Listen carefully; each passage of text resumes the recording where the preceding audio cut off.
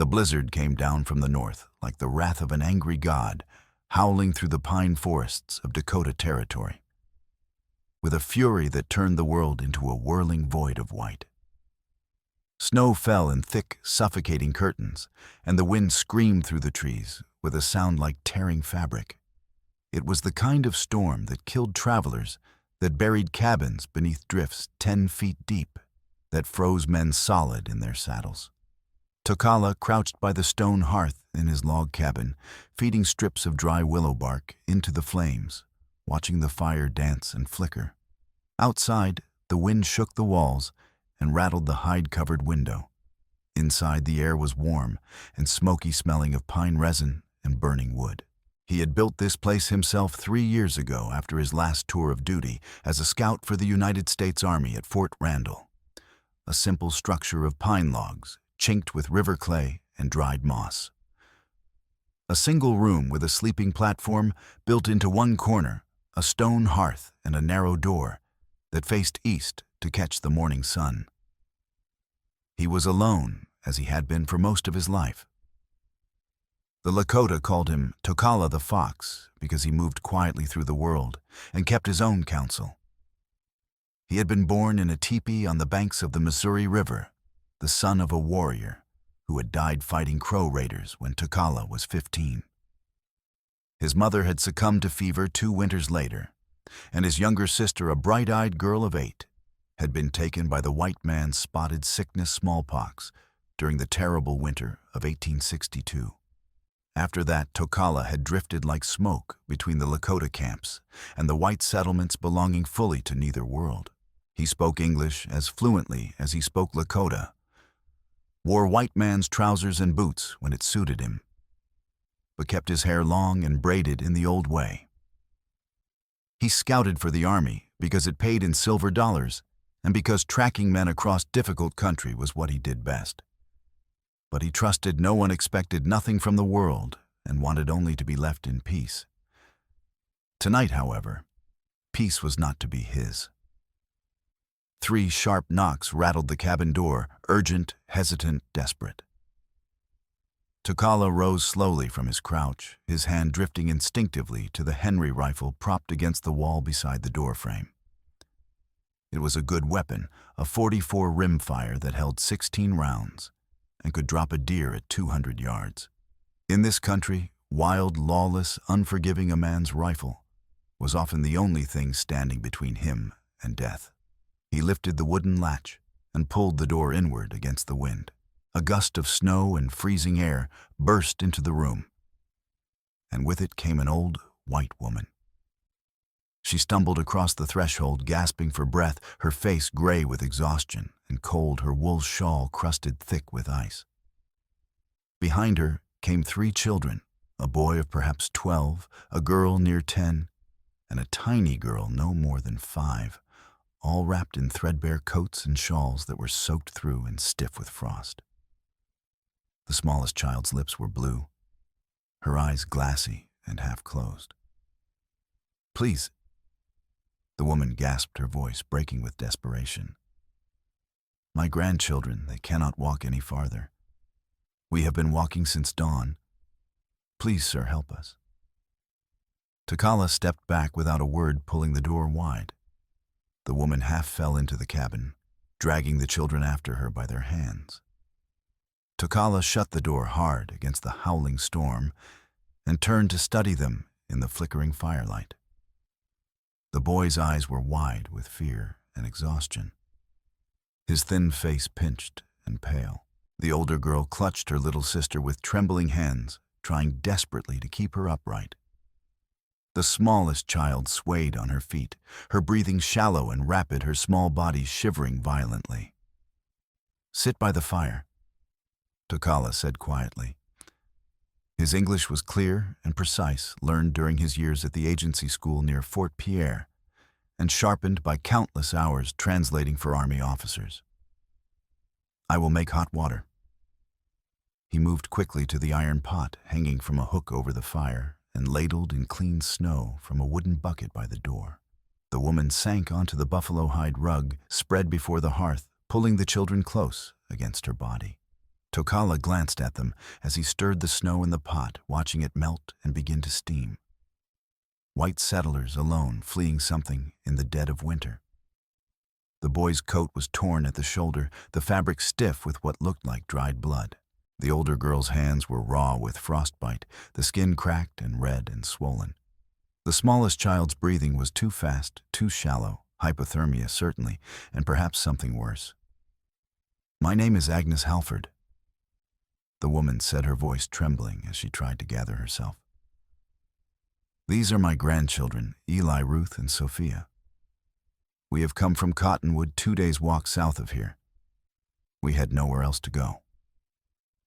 Tokala poured the steaming water into 4 tin cups and handed them out carefully. "Drink slowly," he said. "Too fast and you will vomit." The children obeyed their small hands, shaking so violently that water slopped over the rims of the cups. Tokala knelt beside the smallest girl, Sophia, and gently pulled off her wet boots. Her feet were deathly pale, almost white, the toes rigid and cold as stone. He frowned deeply. If she did not warm those feet quickly, she would lose them to frostbite. Without hesitation, he wrapped her feet in a strip of soft rabbit fur from his supply shelf, then opened his heavy wool shirt and placed her tiny, frozen feet directly against the bare skin of his chest. Sophia whimpered softly, her eyes fluttering. The cold of her feet was shocking, painful, but Tokala held them firmly in place with one hand and looked up at Agnes.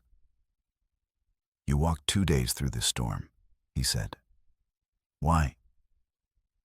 Agnes's gray eyes filled with tears, but she did not look away. Her gaze was steady, fierce, the gaze of a woman who had endured too much and refused to break. "You are Lakota," she said. "One of the Army Scouts. I have heard the miners in Cottonwood speak of you. They say you are a fair man, an honest man, a man who keeps his word." "I am a scout," Tokala replied evenly. "I do not know if I am fair, but I help those who need help." "Why did you run from Cottonwood?" Agnes glanced at the children, then back at Tokala. Her mouth tightened, and her voice dropped to a hoarse whisper. "My son Thomas Halford was the bookkeeper for Montgomery Hale's coal dust mine. Thomas was a good man, an honest man, a man who believed in doing what was right. 3 weeks ago he came to me in secret late at night. He told me he had discovered something terrible in the mine's account ledgers.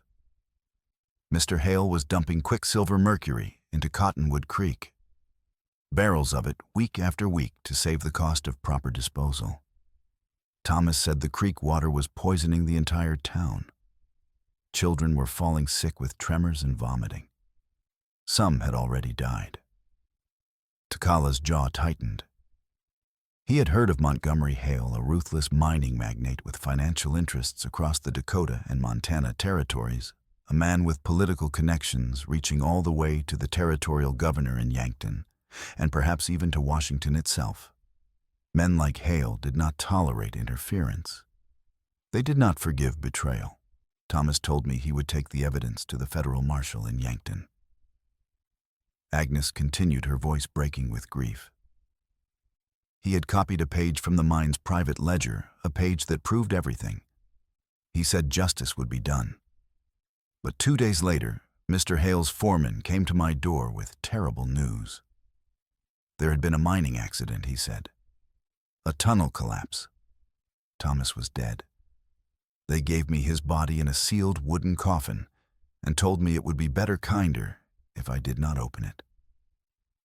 She wiped her eyes with a trembling hand, her face twisting with pain. But I did open it. I had to see my son one last time. And when I lifted the lid, I saw that Thomas had a bullet hole in his chest. Someone had shot him. Someone had murdered my boy. Eli the boy spoke up suddenly, his voice tight with anger and barely controlled fear. Mr. Hale's men came to our house 3 days after the funeral. They said Grandma had to sign papers giving them legal custody of us, or they would take us to the territorial orphanage in Yankton. They said Grandma was too old to care for 3 children. But we knew the truth. They just wanted to make sure we couldn't tell anyone what Papa had found out. So we ran. We ran into the forest, and we kept running. Ruth, the older girl, nodded, her thin face pale and drawn. We thought maybe we could reach the army fort at Randall. But then the storm came, and Sophia got so cold, and we didn't know where we were anymore. She has been sick for days. Agnes interrupted, looking down at the little girl whose feet Takala still held against his chest. She drinks water and then vomits it back up within the hour. Her hands shake all the time, even when she's warm. I fear she's been drinking the poisoned creek water in Cottonwood for weeks. Takala looked down at Sophia. Her skin was pallid, waxy, her breathing raspy and irregular. He had seen these symptoms before among the Lakota families who fished and drank downstream from the mining camps along the upper Missouri River. Mercury poisoning. The white man's poison. If this child had been drinking contaminated water for weeks, she would need a doctor soon, or she would die. There is a doctor in Cottonwood, Takala said quietly. Dr. Edwin Clark. He is a good man, an honest man. He will help. Agnes's face filled with fresh fear. But Cottonwood is where they are hunting us. Sheriff Virgil Crow works for Mr. Hale. He does whatever Hale tells him to do. If we go back, then we will go quietly, Takala said. Tomorrow morning, when the storm has passed, I will take you to Dr. Clark's house through the back trails. He can be trusted. Why would you help us? Agnes asked, her voice breaking. We are white. Our people have done terrible things to your people. You owe us nothing. Takala looked at her for a long moment, then at the children huddled by the fire. He thought of his own younger sister, small and fragile, dying of smallpox, while white soldiers stood outside the agency clinic and refused to let Indian families inside because they feared contagion. He thought of the long years he had spent alone, drifting like a ghost between 2 worlds, belonging fully to neither.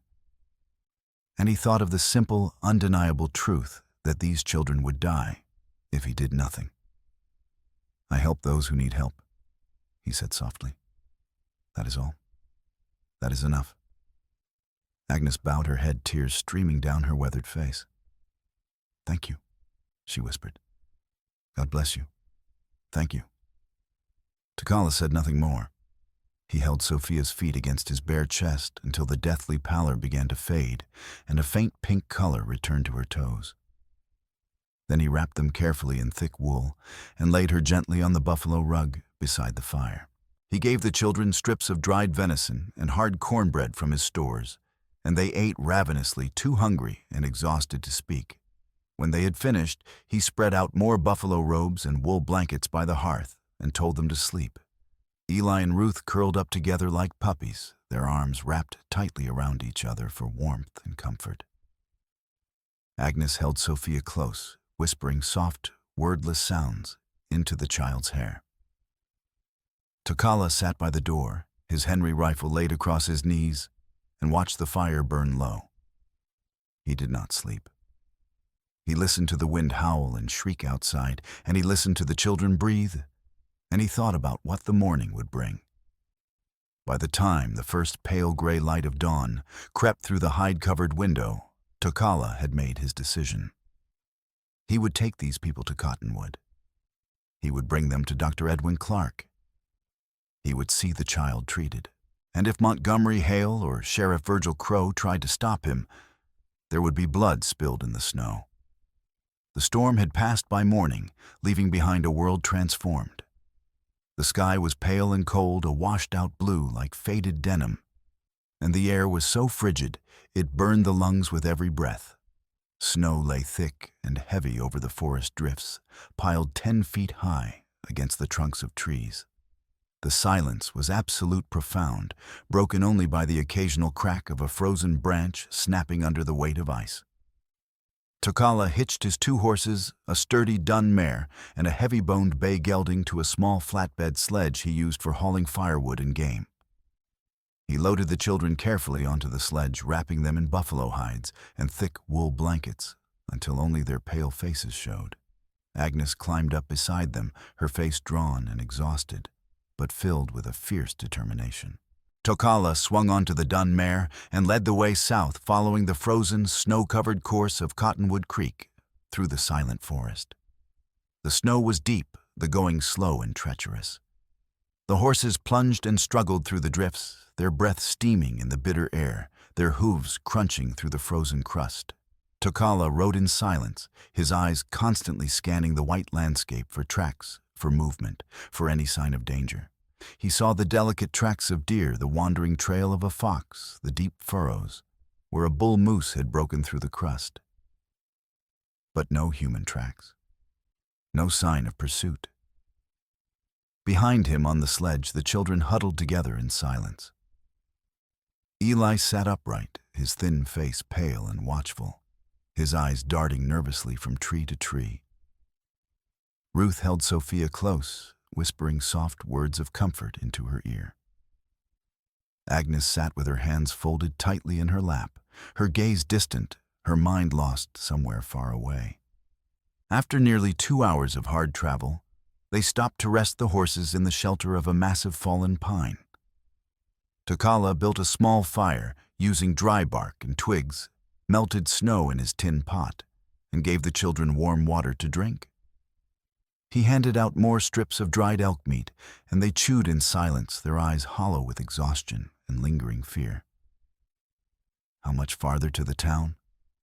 Eli asked quietly. 3 hours, Tokala said. "Perhaps 4 if the snow remains this deep." Eli nodded slowly, his jaw tight.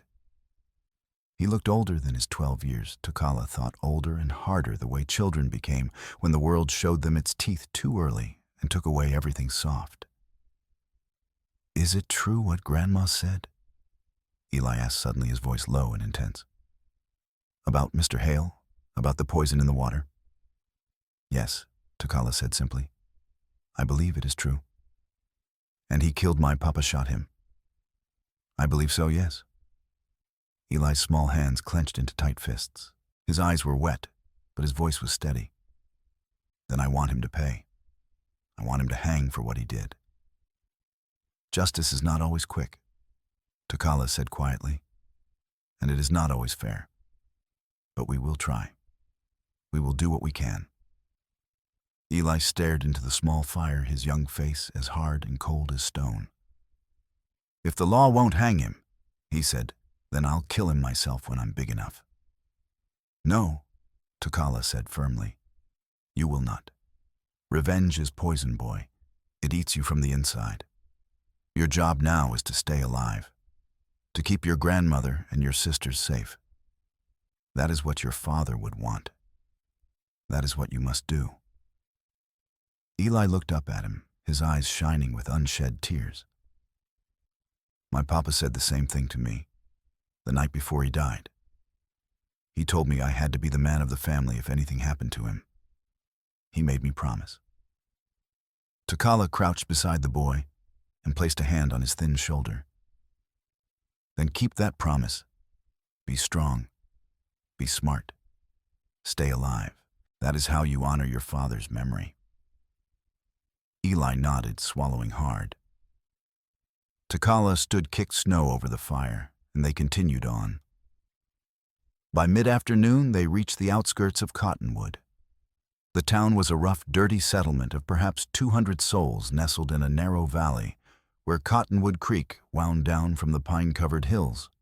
Clapboard buildings lined a muddy main street that was now frozen solid, a general store, 2 saloons, a blacksmith shop, a livery stable, and a small white-painted church with a wooden steeple. Smoke rose from a dozen chimneys, and the smell of wood smoke, horse manure, and frying bacon hung heavy in the cold air. Tokala led the sledge quietly through the back lanes and narrow alleys, carefully avoiding the main street, and stopped behind a neat white house with a hand-lettered wooden sign nailed above the door, "Dr. Edwin Clark, physician and surgeon. He dismounted and knocked firmly. A moment later, the door swung open. Dr. Edwin Clark was a lean, spare man in his early 40s, with silver-streaked brown hair combed neatly back and sharp, intelligent gray eyes. He wore a clean white shirt, a black wool vest, and wire-rimmed spectacles perched on his nose. His hands were scrubbed pink and clean.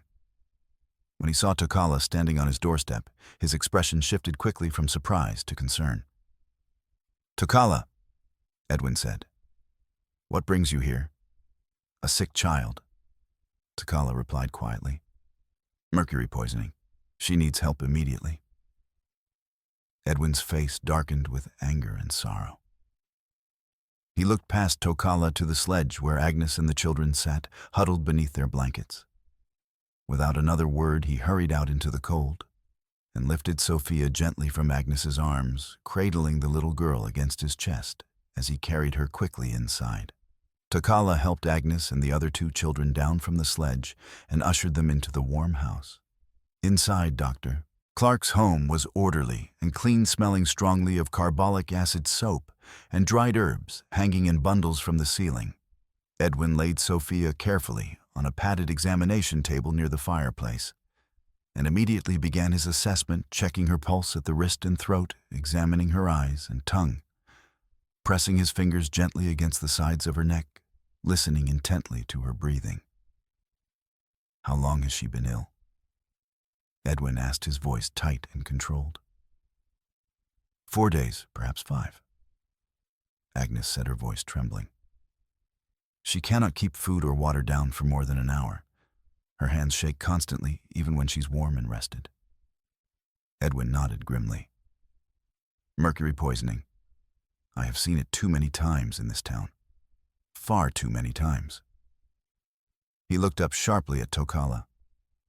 "Where did she get the exposure?" "Cottonwood Creek," Tokala said. "Her family was drinking the water for weeks." Edwin's mouth tightened into a thin, hard line. "The creek has been poisoned for at least 6 months, perhaps longer. I have been telling the town council repeatedly, but they refuse to listen. They say I am exaggerating the danger. They say children get sick sometimes, that it is simply bad luck or God's will." He looked at Agnes with compassion in his eyes. "Who are you, ma'am?" "Agnes Halford," she said quietly. "My son was Thomas Halford.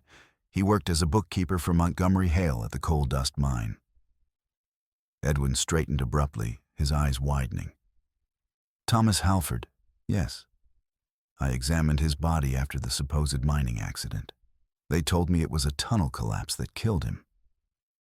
"It was a bullet," Agnes said, her voice shaking with controlled fury. "I opened the coffin. I saw the wound with my own eyes. Mr. Hale murdered my son to keep him silent." Edwin stared at her, his face going pale. Dear God, why would he do such a thing? "Because Thomas discovered the truth," Tokala said. He reached carefully into the inner pocket of his coat and pulled out a folded piece of paper creased and stained with age. "Mrs. Halford brought this with her." He handed the paper to Edwin. The doctor unfolded it with trembling hands and read it carefully. It was a torn page from a leather-bound account ledger written in a neat, meticulous hand in black ink, November 7, 1868. "Quicksilver disposal 12 barrels dumped. Location upstream gulch section near Old Beaver Dam. Disposal cost saved $47. Payment to Sheriff V. Crow for silence and cooperation, $15. Edwin read the page twice, his hands beginning to shake visibly. "Dear God in heaven," he whispered, "this is proof, direct undeniable proof. This implicates both Montgomery Hale and Sheriff Crow in deliberate poisoning and conspiracy." "Yes," Tokala said quietly. "And that is why they want Mrs. Halford and her grandchildren dead. They cannot afford to leave witnesses alive." A sudden sharp knock rattled the front door, making everyone in the room jump. Edwin looked at Tokala with fear in his eyes. Tokala moved silently to the window and carefully lifted the edge of the curtain to peer outside. 3 men stood on the front porch, Sheriff Virgil Crow and 2 deputies, all armed with revolvers holstered at their hips. "Dr. Clark," Crow called out loudly, his voice carrying the unmistakable tone of authority. "Open this door immediately. We need to speak with you on a matter of law." Edwin looked at Agnes, then at Tokala. Tokala's hand moved instinctively to the bone-handled knife sheathed at his belt. Edwin shook his head slightly in warning, then walked calmly to the door and opened it just wide enough to block the entrance with his body. "Sheriff Crow," Edwin said evenly. "What can I do for you today?" "We are searching for a fugitive woman and 3 children." Crow said, his voice cold and official. "There are serious charges involved, kidnapping, theft, possibly more. We have good reason to believe they passed through this area. Have you seen them?" "I have seen no one unusual," Edwin said carefully. Crow's eyes narrowed with suspicion. He was a broad, thick-bodied man in his 50s, with a drooping gray mustache stained yellow with tobacco and cold blue eyes. His tin star was pinned prominently to his heavy wool coat. "You are lying to me, Doctor," he said softly. "And I do not appreciate being lied to by educated men who should know better." He pushed roughly past Edwin into the warm room. His gaze swept quickly over Agnes and the children huddled near the fire, then landed on Tokala, standing by the window. A slow, dangerous smile spread across Crow's weathered face. "Well, well," he said mockingly. "Mrs. Agnes Halford herself, and a noble Lakota scout playing the role of hero and protector." Tokala stepped forward, his voice low and steady. "These people are under my protection, Sheriff. They have committed no crime. They have harmed no one." Crow laughed, a harsh, mocking sound without humor. "Protection? You have no legal authority in this town, Scout. These children are the lawful responsibility of Montgomery Hale, as their father was his employee, and Mrs. Halford has been deemed unfit to care for minors by the territorial court." "That is a damned lie," Agnes said, her voice trembling with rage. "Thomas was murdered by Hale for discovering his crimes. I have documentary proof." Crow's smile vanished instantly. "You have nothing but wild, slanderous accusations, old woman. And if you repeat those lies in public, I will arrest you immediately for slander before the court and see that your grandchildren are placed in the territorial orphanage at Yankton where they belong." He turned sharply to his 2 deputies. "Take the children into custody, now." One of the deputies, a young man with a nervous face, stepped forward, hesitantly reaching out toward Eli. The boy flinched backward, his eyes wide with terror. Tokala moved faster than human thought should allow.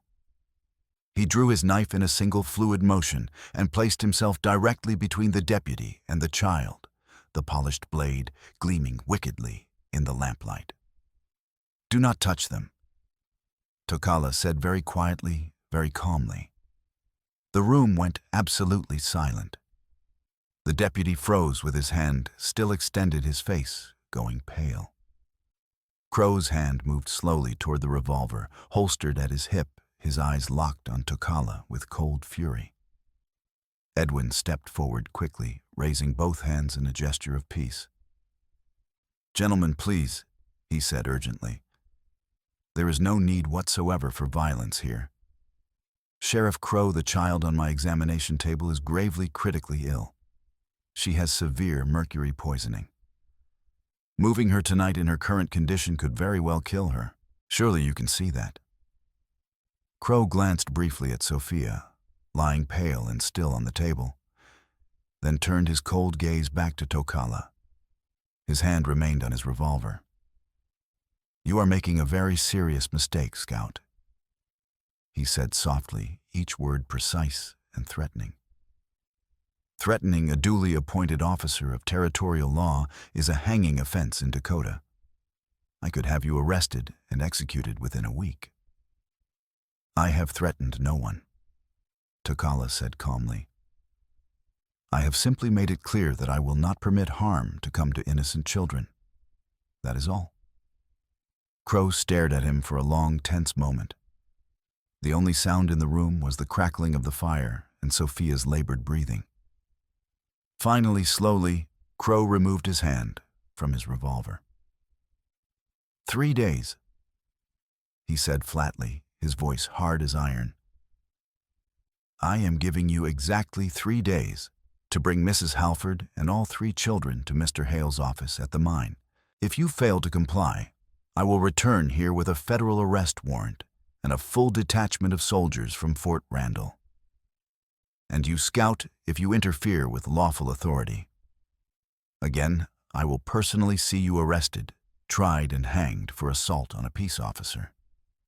Do you understand me clearly?" Tokala said nothing. He simply stared back at Crow with dark, unreadable eyes. Crow turned on his heel and strode out, his 2 deputies following quickly behind him. The door slammed shut with enough force to rattle the windows. Edwin let out a long, shaky breath and leaned heavily against the wall, his face pale and drawn. Agnes sank into a wooden chair, her face buried in her trembling hands. Tokala slowly sheathed his knife, his jaw tight with controlled anger. 3 days, Edwin said quietly, his voice barely above a whisper. "Dear God, what do we do now?" Tokala looked down at the torn ledger page still lying on the examination table. "We find the dumping site," he said. "We go there tomorrow and bring back physical proof that no judge or marshal can possibly deny. And we show the entire world exactly what Montgomery Hale has done to this town." That evening, while Sophia slept restlessly on Edwin's examination table under the doctor's careful watch, Tokala, Edwin and Agnes sat around the kitchen table and spoke in low, urgent voices, planning their next moves. Edwin sent his young apprentice, a boy of 14, with a carefully worded message to Miranda Yates, the town's school teacher, asking her to come to his house immediately on a matter of grave importance.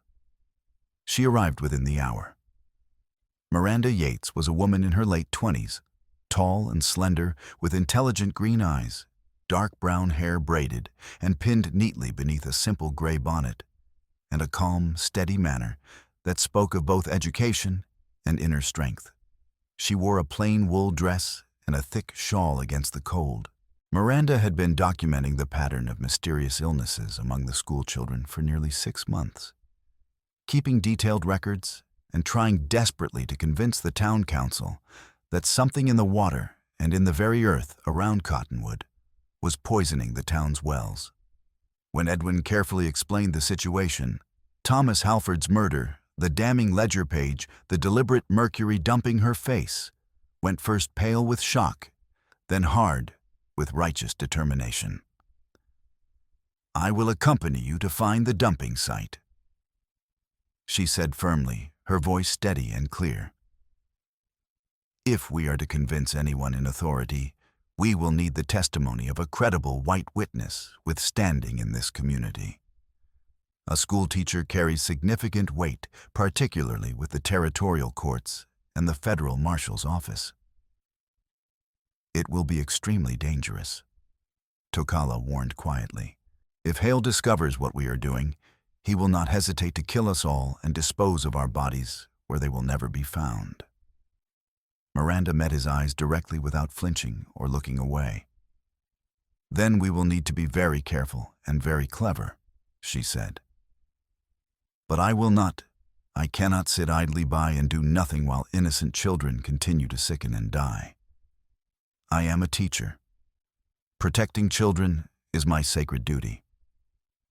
Tokala studied her carefully for a long moment, surprised and impressed by her courage and resolve.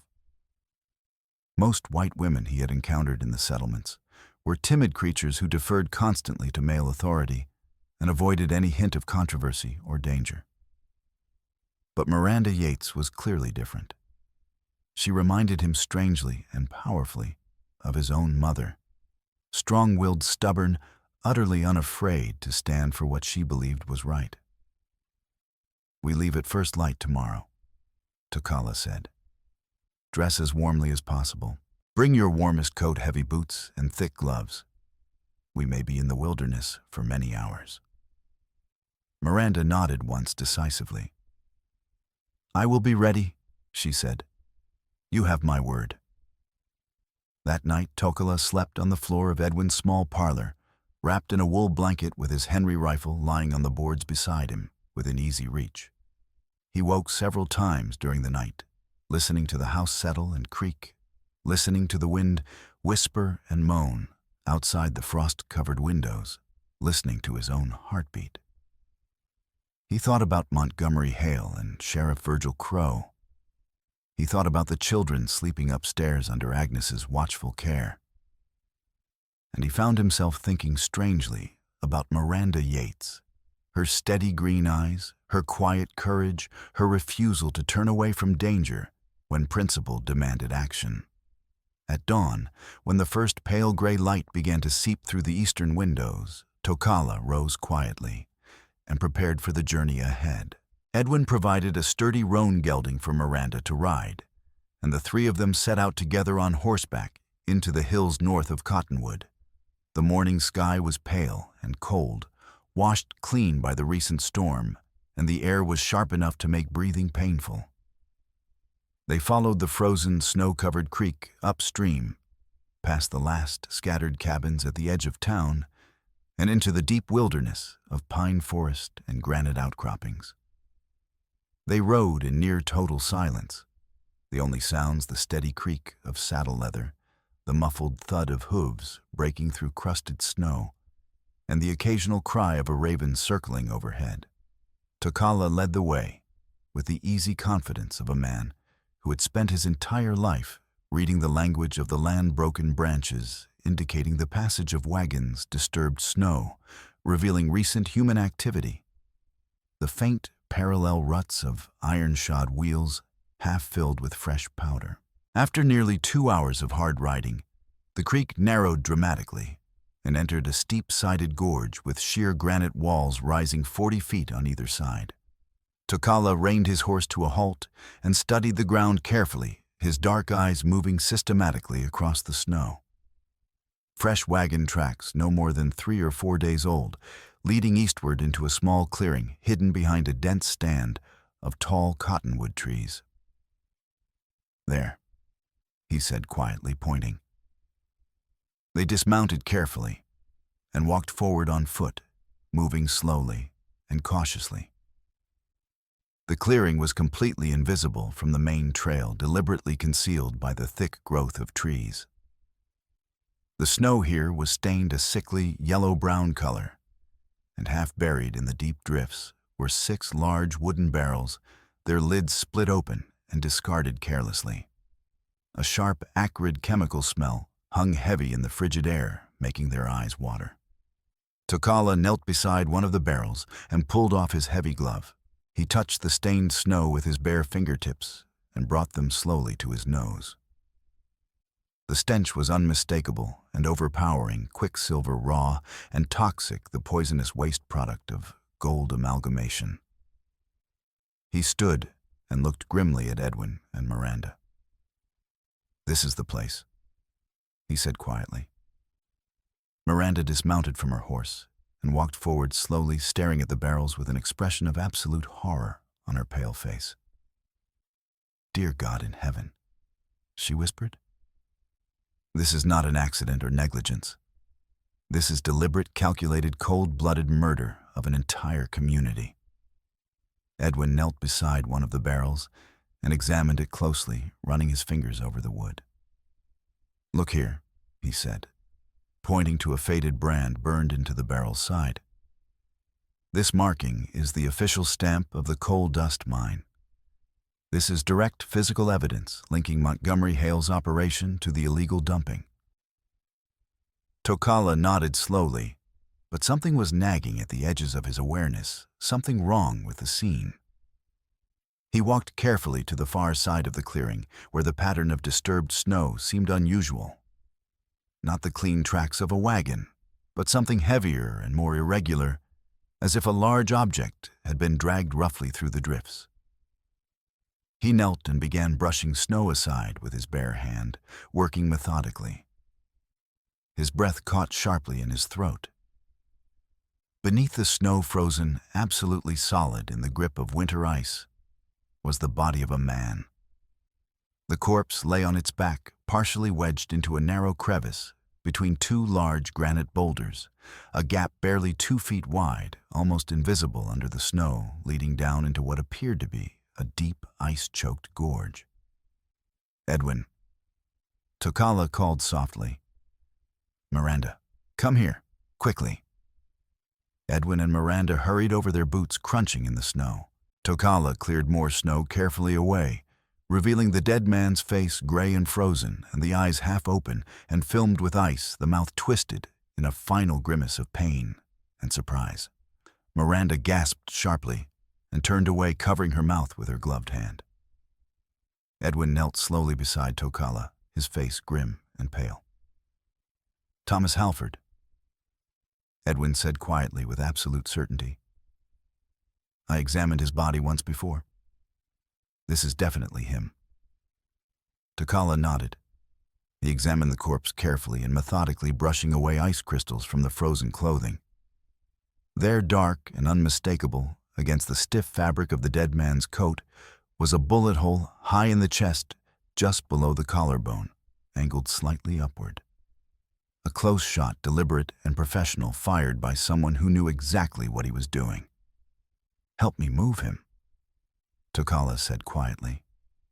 Together, they carefully rolled the frozen corpse onto its side, the joints stiff and unyielding. Tokala reached into the bullet wound with the tip of his knife and worked gently, prying carefully. After a moment of effort, he extracted a small lead bullet slightly deformed by impact, but still largely intact. He held it up to the pale morning light, studying it with intense concentration. "This is a 40-4 caliber round," Tokala said slowly. "But it has an unusual flat tip instead of the standard round nose. A Henry flat load, not at all common. Most men use standard ball ammunition." Miranda looked over, her face still pale, but her voice controlled. "Mr. Montgomery Hale carries a custom-made Henry rifle," she said quietly. "He displayed it proudly at the town's Thanksgiving social gathering last November. He boasted that he had commissioned special flat-nosed ammunition from a gunsmith in St. Louis. He claimed the bullets had superior stopping power and were more effective against dangerous animals like bears and mountain lions." Tokala wrapped the precious bullet carefully in a clean strip of cloth torn from his shirt and tucked it securely into the inner pocket of his coat. "Now, we have 3 separate pieces of damning evidence," he said. "The mercury barrels with the mine stamp, Thomas Halford's body with clear evidence of murder, and the distinctive bullet that can be traced directly to Hale's personal weapon.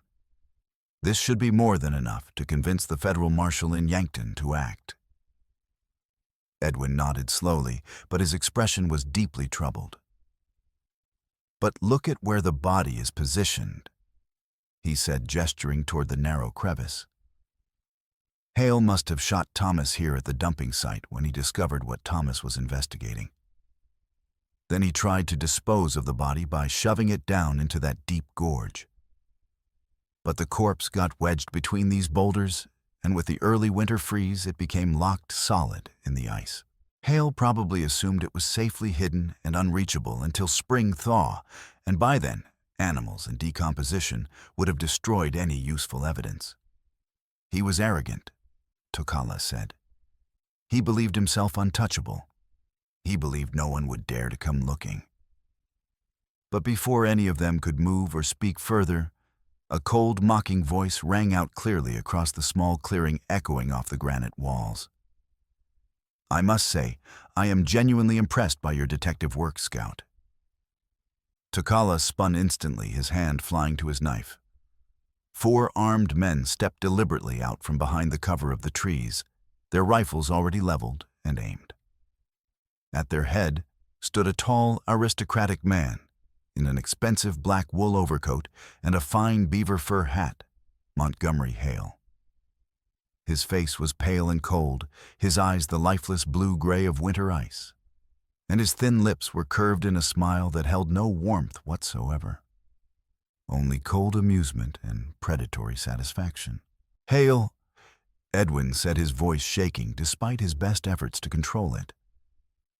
"Dr. Clark," Hale said with exaggerated politeness. "Miss Yates, how disappointing to find you both involved in this unfortunate matter. And of course, our noble Lakota scout playing at being a detective and a hero." His smile widened slightly, showing teeth. "You have found my little secret. I must confess I am rather annoyed. You murdered Thomas Halford in cold blood," Takala said flatly, his voice hard as stone. "I did what was necessary to protect my business interests," Hale replied calmly, as if discussing the weather. Thomas was a fool and an idealist. He did not understand that successful business enterprise requires difficult decisions and occasional sacrifice. Proper mercury disposal would have cost me thousands of dollars annually in transportation and processing fees. I chose a more economical and practical solution. Any rational businessman would have done exactly the same. "You deliberately poisoned an entire town," Miranda said, her voice trembling with barely controlled fury and moral outrage. "Innocent children are dying slow, agonizing deaths because of your greed and callousness." Hale shrugged elegantly, as if brushing away an irrelevant detail. "Regrettable, certainly. But in the end, the loss was acceptable for the profit it brought. The weak die. The strong prosper and survive. That is the fundamental law of nature, Miss Yates. I am simply a realist." Takala's hand tightened on the handle of his knife, his muscles tensing to spring forward. Hale raised his rifle slightly, the barrel aimed with casual precision at Takala's chest. "I would strongly advise you not to do anything foolish, Scout," he said softly, his voice dropping to a dangerous whisper. "You are significantly outnumbered and thoroughly outgunned. You will leave this place immediately, and you will forget everything you have seen here today. If you refuse to cooperate, or if you attempt to take this alleged evidence to the authorities, I will personally kill the old woman and her 3 grandchildren.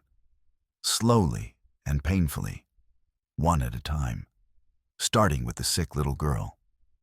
Edwin stepped forward desperately, his voice urgent and pleading. "The United States Army is already investigating you, Hale. Captain Lucas Brennan has been asking questions throughout the territory about your mining operations. If you harm any of us, he will come after you with the full force of federal military authority." Hale laughed, a cold, brittle sound, completely devoid of genuine humor. "Captain Brennan is currently 200 miles northwest of here, chasing a band of Sioux raiders who have been harassing settlers near the Yellowstone River. By the time he returns to this region, there will be no evidence remaining. No witnesses. No bodies. Nothing at all to investigate." He gestured casually with his rifle toward their waiting horses. "Go now. Ride away. And if you truly value the lives of those children, you will remain silent about this matter forever." Takala met Hale's cold eyes for a long, tense moment. The mine owner's gaze was flat reptilian, utterly devoid of mercy or conscience or any recognizable human compassion. Takala understood with absolute clarity that if they attempted to resist here and now, Hale would kill all 3 of them without hesitation and dump their bodies in the deep gorge where they would never be found. He had no choice but to retreat. Slowly, deliberately, Takala nodded once. He turned and walked back toward his horse, Edwin and Miranda following reluctantly behind him. They mounted in heavy silence and rode back down the narrow gorge, acutely aware of Hale's armed men watching them intently from the shadows of the trees. As soon as they were safely out of sight around a bend in the trail, Tokala reined his horse to an abrupt halt. "We do not ride to Yankton," he said quietly but firmly. "We do not have sufficient time. Hale will act very quickly now that he knows we have discovered his secret. He will move to destroy all evidence and eliminate all witnesses within hours, perhaps even sooner." "Then what can we possibly do?" Edwin asked, his voice tight with barely controlled fear and frustration. "We return to Cottonwood immediately." Tokala set his mind working rapidly through options and strategies. "Tonight we gather everyone in the town who will listen to us: miners, shopkeepers, farmers, their wives and families. We tell them the complete truth. We show them the ledger page. Tomorrow at dawn we lead them to the dumping site to see the evidence with their own eyes. Once Hale's crimes become public knowledge throughout the entire town, he cannot possibly silence everyone. Numbers will protect us." Miranda nodded slowly, her green eyes blazing with renewed determination. "I will speak to the church congregation this very evening," she said. "They know me. They trust my word. Many of them are parents whose children have fallen mysteriously ill. They will listen. And I will go directly to the mine workers," Edwin added. "Many of them are fundamentally decent men who have no knowledge of what Hale has been doing. When they learn the truth, I believe they will stand with us against him." Tokala touched the cloth-wrapped bullet resting securely in his coat pocket. "We have 3 days before Sheriff Crow returns with federal soldiers to arrest us," he said grimly. "We will not waste a single moment of that time." That night, the small wooden church building in Cottonwood was filled far beyond its normal capacity. More than 60 townspeople crowded into the pews and stood packed shoulder to shoulder along the walls. Miners with dirt still under their fingernails, shopkeepers in their Sunday vests, farmers in work clothes, and their wives wrapped in shawls.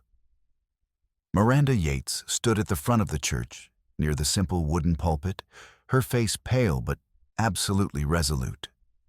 And in a clear, steady voice, she told them everything that had been discovered.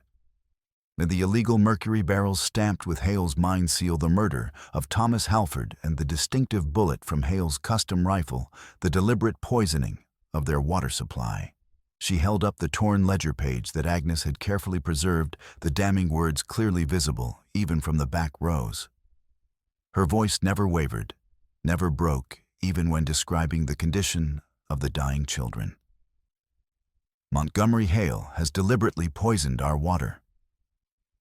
She said, her words ringing clearly in the hushed silence. "He has murdered a good and honest man to conceal his crimes. And now he seeks to silence the witnesses, an elderly grandmother, and 3 innocent, defenseless children, whose only crime was being born into this terrible situation. If we do nothing, if we remain silent out of fear, then more children will continue to sicken and die. Will you allow that to happen? Will you permit such evil to continue unopposed in our community?" The room erupted immediately into a storm of angry, overlapping voices. Some men called out demanding immediate vigilante justice. Others expressed deep fear of Hale's wealth, power, and political connections. Arguments broke out between neighbors. But then Agnes Halford slowly rose from her seat near the front, her 3 grandchildren gathered close around her, and the entire room gradually fell into respectful silence.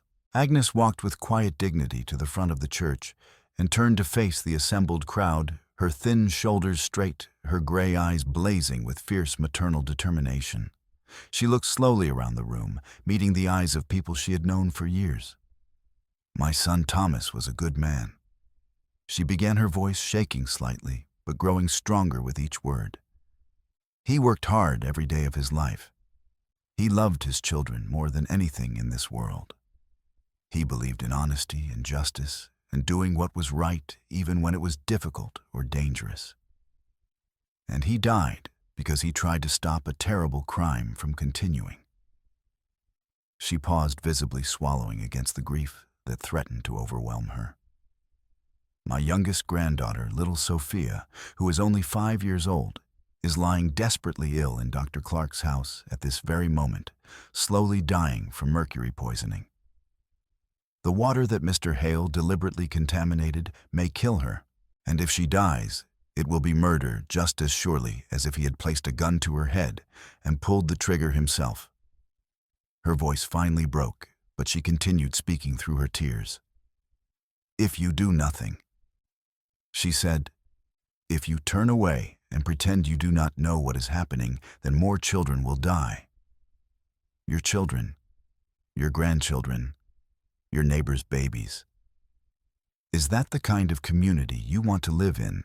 Is that the kind of people you want to be?" The silence that followed was profound and heavy. Then slowly, a burly miner near the back of the church rose to his feet. His face was weathered and scarred, his hands massive and calloused from years of hard labor underground. "I will go to that dumping site," he said, his voice rough but firm.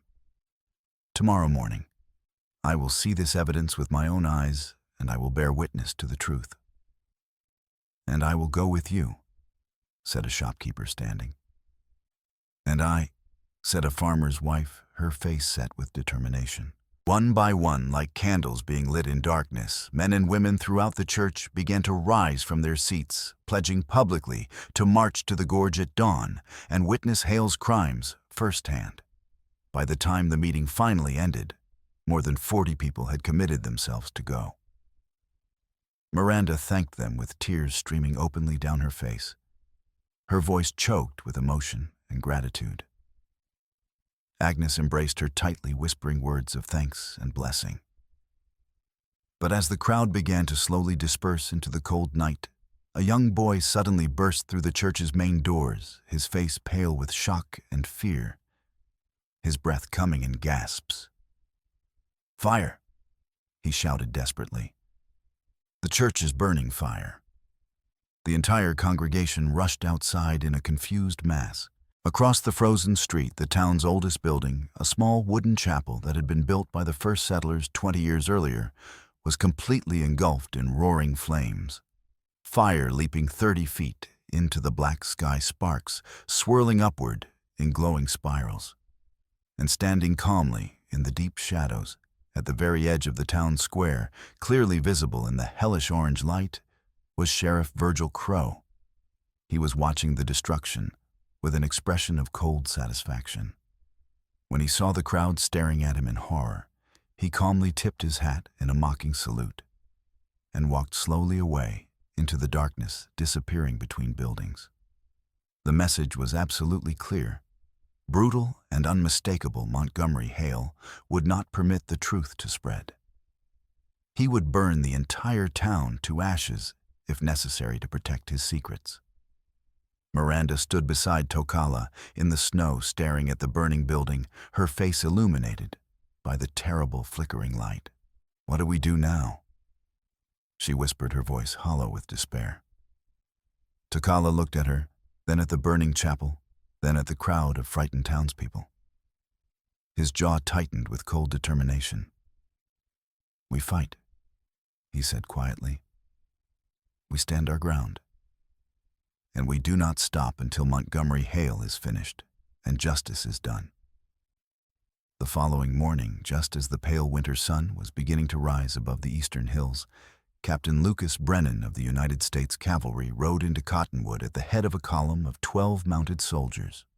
He was a grizzled, battle-scarred officer in his middle 50s, with iron-gray hair cropped short, a deeply lined face marked by old knife wounds, and hard blue eyes that had witnessed too much violence and death in service to his country. Tokala had served as his chief scout for nearly 3 years during the campaigns against hostile Sioux bands, and Brennan trusted him more than he trusted most white officers in the Army.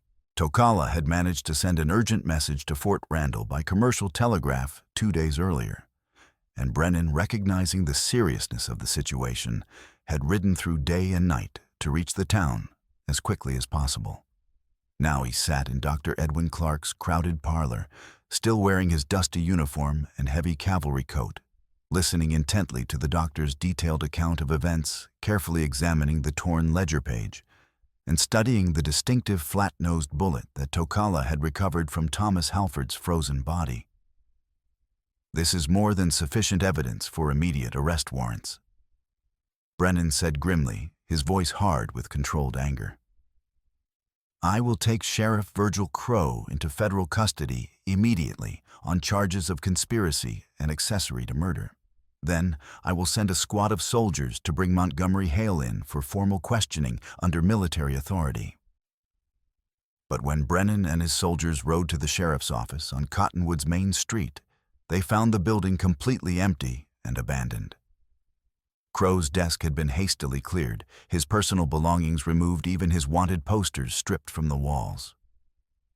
And when they rode out to the coal dust mine complex on the eastern edge of town, they found the main gates locked with heavy chains, all the buildings dark and silent, and not a single worker or guard anywhere on the property.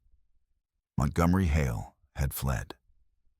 Tokala felt his stomach twist with cold dread and terrible certainty.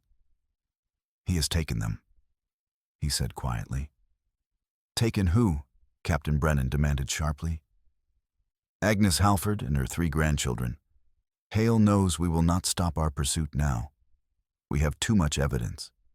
His only remaining option is to use them as hostages to force our cooperation and silence." Miranda's face went deathly pale. Dear God, where would he take them? Tokala's mind raced rapidly through the surrounding terrain, visualizing every abandoned structure, every isolated location within a day's ride. "The old stamp mill," he said with sudden certainty. 5 miles north, deep in the gorge where the dumping site is located. The mill has been abandoned and unused for at least 3 years, but the main building structure is still standing. It is defensible, isolated, and far enough from town that gunfire would not be heard. Brennan nodded decisively. "Then we ride there immediately, with full force." But Tokala shook his head firmly. "No. If Hale sees a column of federal soldiers approaching, he will panic and kill the hostages immediately to eliminate all witnesses. This requires a different approach. I will go in alone quietly and extract them before he realizes what is happening." "That is suicide," Edwin protested desperately. "You cannot possibly face 4 armed men alone. It is what I do best," Tokala said simply. "I am a scout. Moving unseen and striking from darkness is my trade." Miranda suddenly stepped forward, her green eyes blazing with fierce determination. "You cannot go entirely alone," she said firmly. "Let me come with you. Those children know me. They trust me. If they see my face, they will be far less frightened and more likely to follow instructions quickly and quietly. And you may need someone to help carry Sophia if she is too weak to walk." Tokala studied her face carefully, seeing the absolute resolve there, the refusal to be dismissed or protected while children remained in danger. He recognized something of himself in her, that stubborn, almost reckless courage that made a person run toward danger rather than away from it when lives hung in the balance. "Stay close behind me," he said finally. "Move when I move. Stop when I stop. Make no sound whatsoever. Do exactly as I tell you without question or hesitation. Do you understand?" Miranda nodded once decisively. "I understand. I will not fail you." Captain Brennan gripped Tokala's shoulder tightly. "I will give you exactly 2 hours, he said. Then I bring the soldiers in force regardless of the situation. Montgomery Hale will not escape federal justice this time. You have my word on that." Tokala swung up onto his dun mare and rode north out of town at a fast canter Miranda, following close behind on her borrowed roan gelding. They rode hard and fast through the snow-covered forest, the freezing wind stinging their faces and watering their eyes, their horses' breath steaming in great clouds. Tokala's mind was absolutely clear, coldly focused. He had tracked desperate men through worse terrain than this, had hunted Crow war parties through the treacherous Badlands, had pursued army deserters through the tangled depths of the Black Hills. He would find Montgomery Hale. He would free the children, and he would end this nightmare once and for all. The abandoned stamp mill stood like a skeleton at the edge of the frozen creek, a gaunt structure of rotting timber and rusted iron machinery slowly collapsing into ruin. Tokala dismounted silently, a quarter-mile away, hidden in the thick pine forest, and approached the final distance on foot, moving with the absolute silence that came from a lifetime of hunting. Miranda followed close behind him, carefully placing each foot exactly where his had been, controlling her breathing, just as he had quietly instructed. They could see flickering lamplight through the broken, frost-rimmed windows of the mill's main building, and thin tendrils of gray smoke rising from a makeshift chimney. Tokala circled the entire structure slowly and methodically, staying low, using every scrap of cover, counting shadows moving inside. 3 men that he could identify, all armed with rifles. And then he heard a child's frightened cry, quickly and brutally muffled. Sophia. Tokala's hands clenched into tight fists, his jaw hardening. He moved like smoke through a narrow gap in the mill's collapsed outer wall and eased silently into the shadowed interior. The floor was treacherously unstable, the wooden boards warped and rotted through many of them, missing entirely to reveal the dark pit below. Massive iron gears and broken machinery loomed in the shadows, like the bones of dead giants. In the center of the large room, clearly illuminated by 2 kerosene lanterns, Agnes Halford and her 3 grandchildren were bound with rope to a thick wooden support post. Montgomery Hale stood over them, with his custom Henry rifle cradled in his arms, and 2 of his hired men flanked him with their own weapons held ready. "I knew with absolute certainty that you would come for them, Scout," Hale said calmly, without turning around, his voice echoing slightly in the cavernous space. "You are thoroughly predictable, noble, sentimental, foolishly heroic." Tokala stepped deliberately into the circle of lamplight, his own Henry rifle aimed rock-steady at Hale's chest, his finger resting lightly on the trigger. "Release them immediately." Hale turned slowly to face him, a cold smile playing across his thin lips. "Or what precisely? You shoot me. My men instantly shoot you, and everyone in this room dies in crossfire." He shook his head slowly, as if explaining something obvious to a slow child. "No, I think not. You are not that foolish. Captain Brennan has your ledger page," Tokala said evenly, keeping his voice calm and reasonable. "He has the bullet from your rifle. He has Thomas Halford's body. Even if you manage to kill me here, the United States Army will hunt you to the ends of the earth. You cannot win this. You have already lost. Your only rational choice now is to surrender and face justice." Hale's cold smile faded, slowly replaced by an expression of calculation. "Then it would appear we have reached an impasse, Scout. A stalemate." Tokala's eyes flicked upward briefly, taking in the mill's interior structure with a scout's trained awareness. The entire roof was precariously supported by a single massive crossbeam running the width of the building, and that beam rested on just 2 vertical support posts. One that appeared reasonably solid, and one on the opposite side that was visibly riddled with dry rot, its base already partially collapsed and held up by nothing more than friction and luck. He looked down at the floor beneath Hale's boots.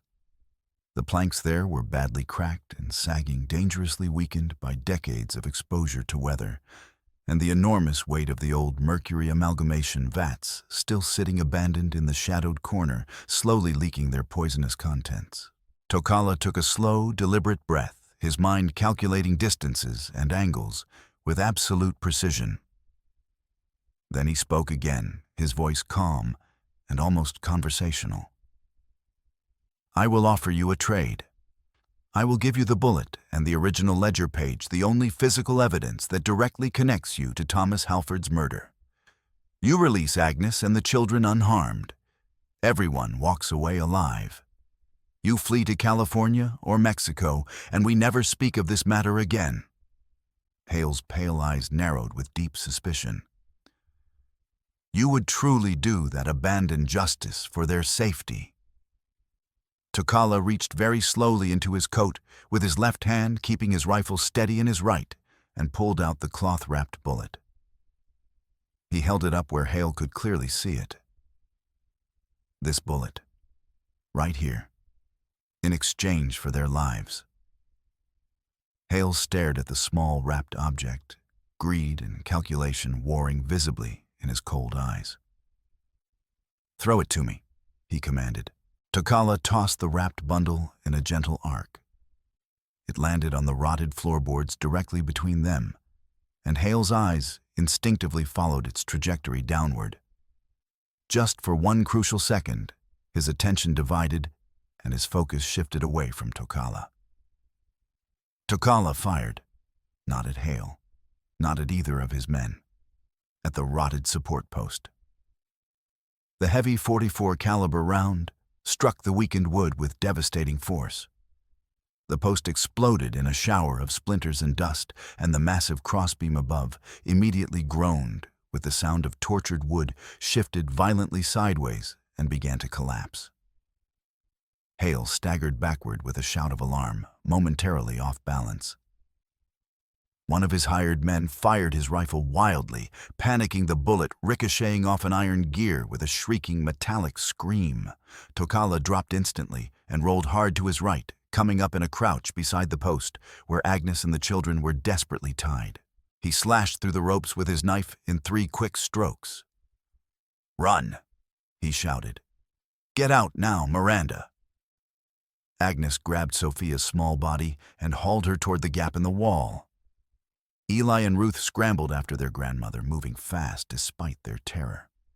Miranda appeared like a ghost in the doorway, her arms outstretched, pulling the children through one by one into the relative safety outside.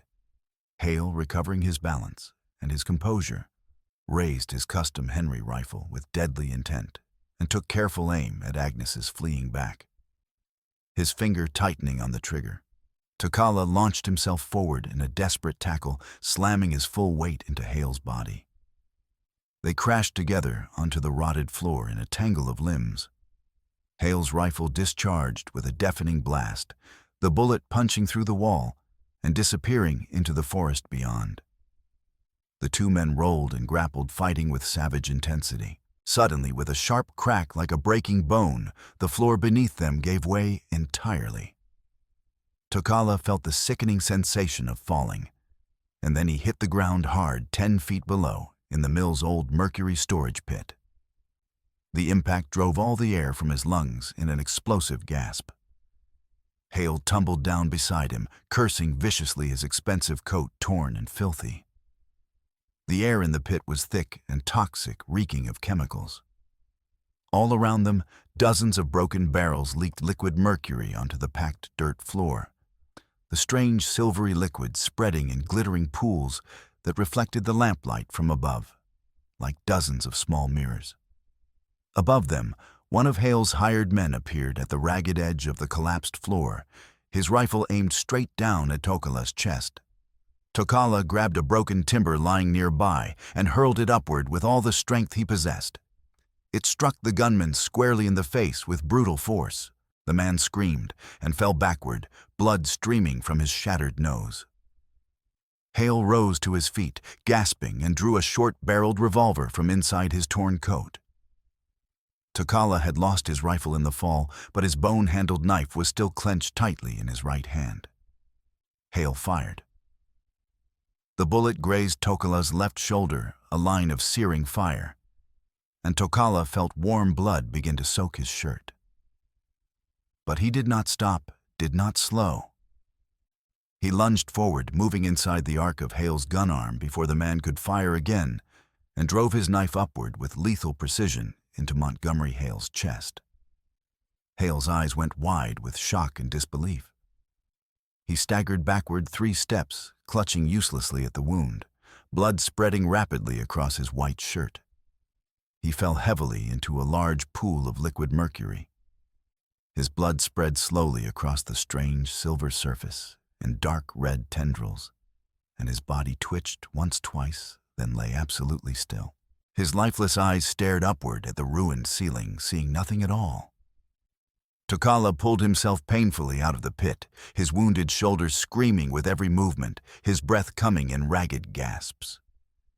He stumbled toward the gap in the wall and collapsed forward into the clean snow outside. Miranda was there instantly, her hands gentle and careful on his face, her green eyes wide with fear and relief, tears streaming down her pale cheeks. "You are alive," she whispered, her voice breaking. "Thank God you are alive." "The children," Tokala managed to rasp. "Safe," she said quickly. "All safe. Agnes has them. They are all safe because of you." Behind them, the stamp mill groaned like a dying animal and began to collapse inward on itself, ancient timbers crashing down in clouds of dust and debris. Flames began to rise from somewhere deep inside one of the overturned lanterns, perhaps igniting the dry wood. The structure folded in on itself like a house of cards, and Montgomery Hale's body was buried forever beneath tons of burning rubble and twisted iron gone from the world, as if he had never existed. Tokala closed his eyes and allowed himself to simply rest for a moment, feeling Miranda's hands steady and warm on his face, too exhausted to move or speak. After what felt like hours but was probably only minutes, he heard the thunder of many horses approaching at speed. Captain Brennan and his 12 soldiers rode into the clearing at a gallop, rifles at the ready, prepared for battle. Brennan dismounted quickly and knelt beside Tokala, his weathered face grim with concern. "Hale," he asked shortly. "Dead," Tokala said quietly. "Buried in the mill." Brennan nodded, once his expression hard and satisfied. "Good riddance to evil." He looked at Miranda. "Get him back to town immediately. Dr. Clark needs to treat that shoulder wound before infection sets in." 3 long weeks passed slowly. Sophia Halford recovered gradually, day by difficult day, her small body slowly purging the accumulated poison. Her color returned bit by bit. She began to eat again, to smile again, to play with her brother and sister. Dr. Edwin Clark tended her with infinite patience and skill, and gradually the terrible tremors faded and the strength returned to her thin limbs. By the end of the 3rd week, she was walking again, holding Ruth's hand, exploring the world with the natural curiosity of a healthy 5-year-old child. Captain Lucas Brennan arrested Sheriff Virgil Crowe when the corrupt lawman foolishly attempted to flee north into the Montana Territory. Federal investigators descended upon the coal dust mine like locusts and uncovered Montgomery Hale's carefully hidden ledgers, detailed records documenting years of systematic fraud, gold smuggling to avoid federal taxes, bribery of territorial officials, and financial crimes totaling more than $43,000. The mine was immediately closed and placed under federal receivership by order of the territorial governor. The contaminated section of Cottonwood Creek was systematically drained and cleaned, and fresh water was piped in from springs high in the unspoiled hills. Justice, slow and imperfect as always, was finally being served. Agnes Halford sat in Dr. Clark's warm parlor one mild evening in early May, with Sophia sleeping peacefully on her lap, and looked at Tokala with profound gratitude shining in her gray eyes. "I will never know how to properly thank you for what you have done," she said softly. "You saved us all. You gave my grandchildren their lives and their futures back." Tokala shook his head slowly. "You would have done the same if our positions had been reversed. You are stronger than you know." Agnes smiled a sad, gentle, deeply weary smile. Then she reached carefully into the pocket of her dress and pulled out the small brass key that Thomas had sent her in his final letter. "I finally remembered what Thomas wrote to me," she said quietly. In his letter, he said that this key opens a private lockbox at the Territorial Land Office in Yankton. I did not understand what he meant at the time. But now I think perhaps he left something there for his children. Something to help them build a future after he was gone. Miranda, sitting beside Tokala near the fire, leaned forward with interest. "We should go to Yankton as soon as possible," she said. "We need to discover what Thomas left for them." 2 days later, Tokala, Miranda, and Edwin rode the long miles to Yankton, the territorial capital. At the land office, a solid brick building near the Capitol building, they presented the brass key to an elderly clerk, a thin man with wire spectacles and ink-stained fingers. He examined the key, carefully consulted a massive leather-bound ledger, and led them to a locked drawer in a tall wooden file cabinet. He opened it with a small click and withdrew a single official document sealed with red wax bearing the territorial seal. Miranda carefully broke the seal and unfolded the stiff paper, her hands beginning to tremble as she read. Her eyes went wide with astonishment, and tears began to stream down her face. "It is a homestead claim," she whispered, her voice choked with emotion. "Filed in Thomas Halford's name under the Homestead Act of 1862. 160 acres of prime land along the Little White River just north of the territorial border." She read further, her hands shaking. "The claim was properly filed 8 months ago. It is completely legal, fully paid, and designated explicitly for his 3 children, Eli James Halford, Ruth Ann Halford, and Sophia Marie Halford." Edwin looked over her shoulder, reading the formal description. "The surveyor's notes describe it as wooded land, with a year-round spring-good dark soil suitable for farming, excellent timber for building. And most importantly, it is far from any mining operations, clean water, clean air safe." Tokala studied the deed carefully, his mind seeing the land described. He knew that area well from his scouting days, a beautiful hidden valley, with crystal-clear water and thick stands of prime timber.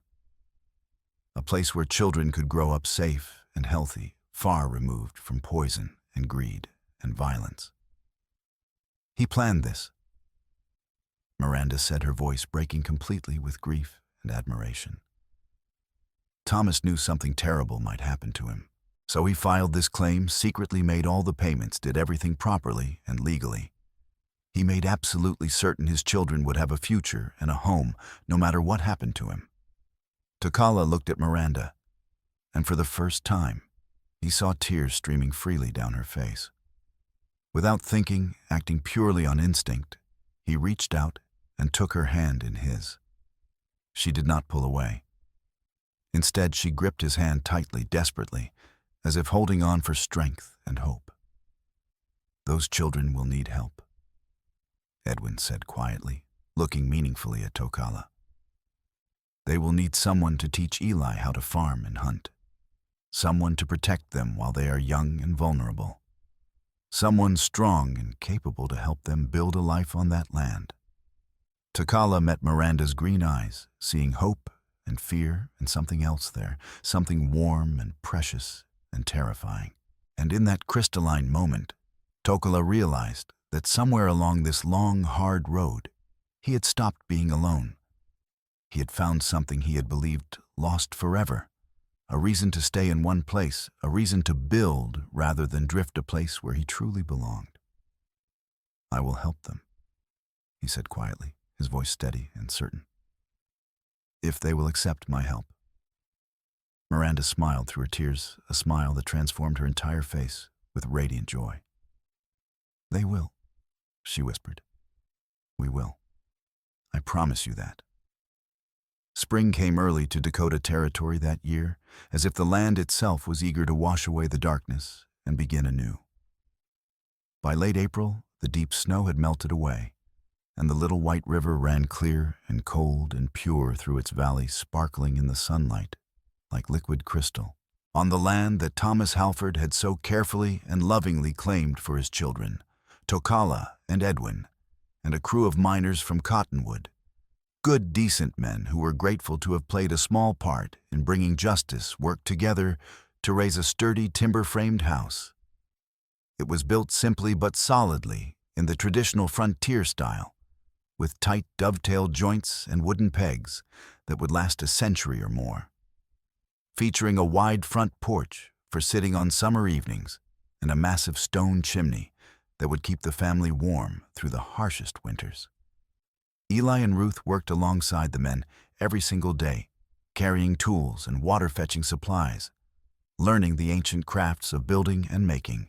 Eli was growing visibly taller and stronger with each passing week, his thin arms developing the first hard muscles of approaching manhood, his hands already beginning to show the honest calluses of real work. Ruth helped Miranda plant an extensive kitchen garden in the rich, dark soil potatoes, carrots, beans, squash herbs, and she tended those growing plants with devoted, almost religious care. Sophia, still recovering but growing stronger, daily sat in the warm sunshine and drew elaborate pictures in the dirt with appointed stick horses and flowers and birds, and the house slowly rising from the earth. Agnes Halford did not live to see the house completed. She passed quietly, peacefully in her sleep.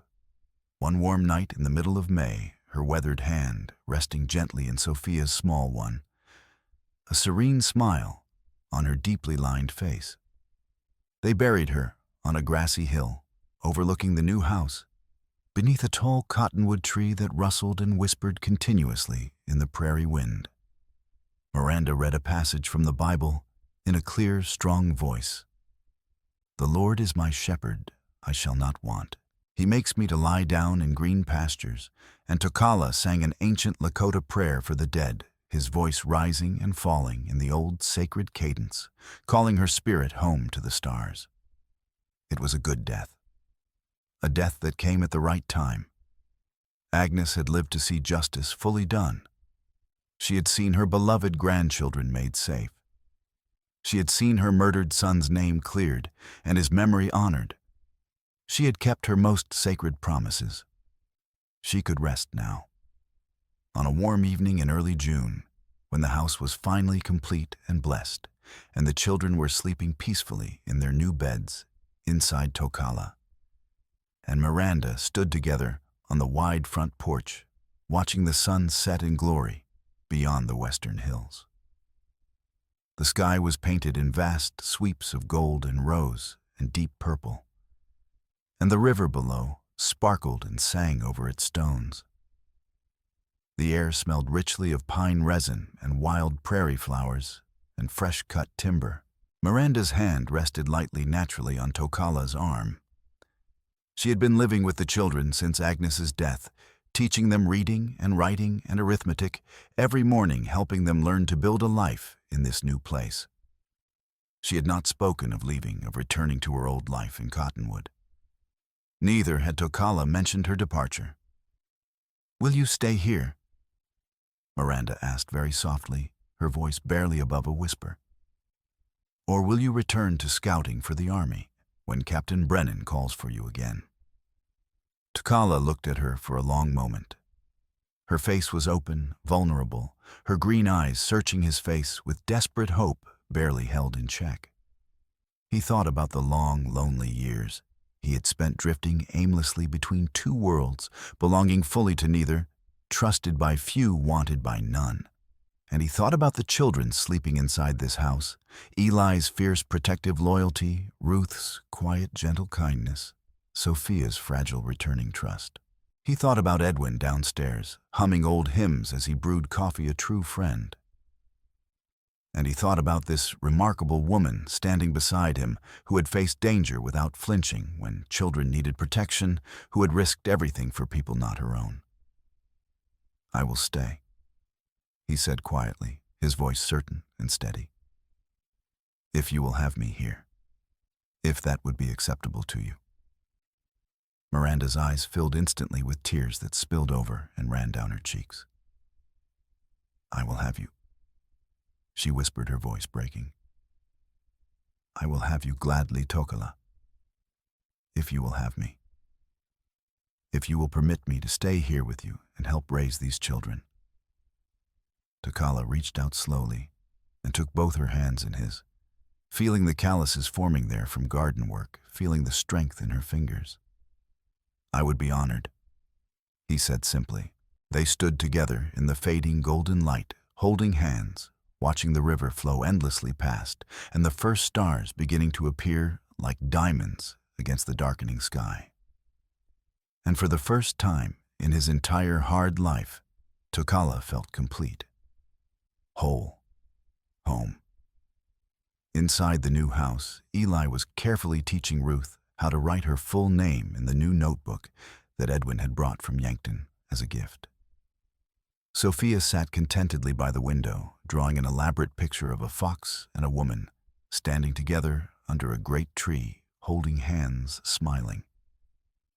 Edwin was humming an old Methodist hymn as he stirred a pot of venison stew on the iron stove, the rich smell filling every corner of the warm rooms. On the mantelpiece, carefully placed in a simple wooden frame that Tokala had carved by hand, was the deed to this land, Thomas Halford's final and greatest gift to his beloved children, permanent proof that even in death, love endures and transcends all darkness. Montgomery Hale was gone forever, erased from the world, as if he had never drawn breath. Sheriff Virgil Crowe sat in a federal prison cell awaiting trial and certain conviction. The creek ran clean and pure once more. The children were safe, healthy, protected. And from the cold ashes of terrible loss and grief, a new family had been born, bound together not by blood or law, but by something infinitely stronger: choice and courage and sacrificial love. The Thanksgiving door had opened wide, and they had all walked through together, hand in hand, into the light of a new day and a new life.